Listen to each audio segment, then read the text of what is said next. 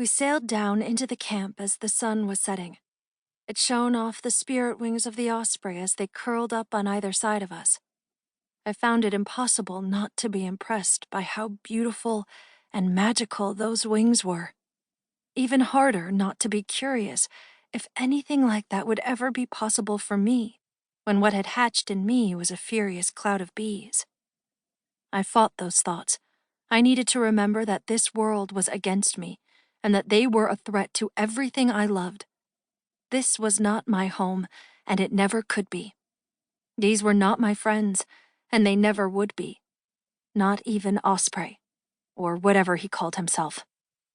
Even if I mastered this new, strange magic and found a way to use it against the winged empire, to carve out freedom from them like a quarryman carving rock, even then, I would only be proving how much of an enemy to them I was, and I wasn't planning to stick around long enough to do that.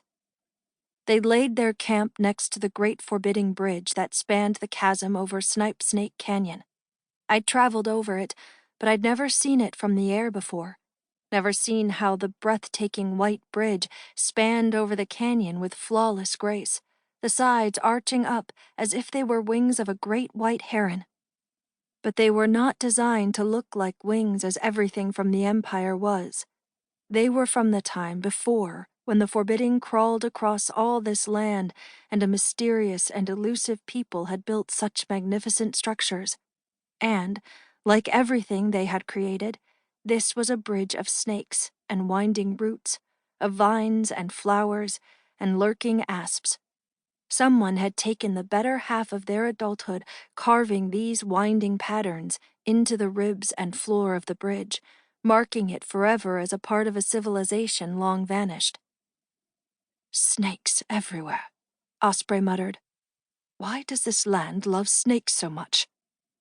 "We don't," I replied. But my voice sounded foreign to me, like it did the morning after my mother died when I spent the night crying. "We found them here. Everywhere.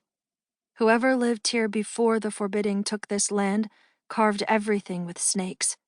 Every bridge, every rock, every cliff face. They were obsessed with them.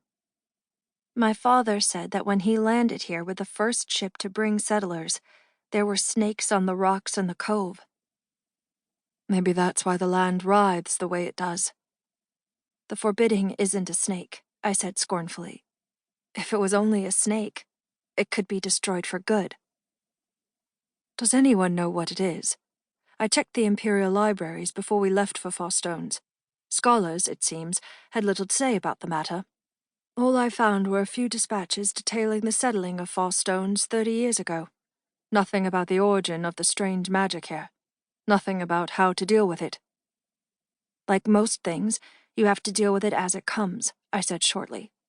If he didn't know how to fight the forbidding, then that wasn't my problem.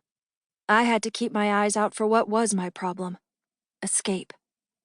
The great spirit osprey spiraled twice around the encampment,